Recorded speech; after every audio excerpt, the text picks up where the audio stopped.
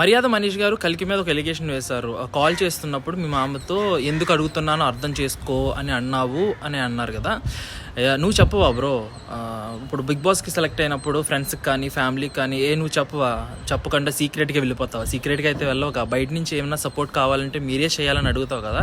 Instructions Sreemukhi గారు క్లియర్గా ఇచ్చారు. ఇన్ కేస్ ఒకవేళ అది కరెక్ట్ కాదనుకుంటే వాళ్ళే డిక్లైన్ చేస్తారు కదా. అది తీసుకొచ్చి ఆ రీజన్ చెప్పి ప్లేస్లో నుంచోబెట్టడం అనేది కరెక్ట్ కాదు అసలు. అదైతే నాకు అస్సలు నచ్చలేదు. నీకేమనిపించింది? అండ్ షకీబ్కి కూడా 2 times ఛాన్స్ వచ్చింది అండ్ సిస్టర్కి కాల్ చేశాడు. సిస్టర్కి అయితే కోర్స్ తెలిసే ఉంటుంది.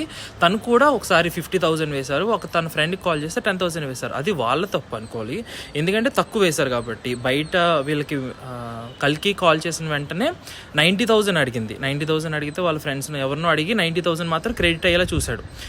అది చూసుకోవాలి కానీ తను తెలివిగా 90,000 అడిగింది అనుకోవాలి. కానీ నువ్వు ఇలా చెప్పావు అనేది కరెక్ట్ అనిపించలే నాకు.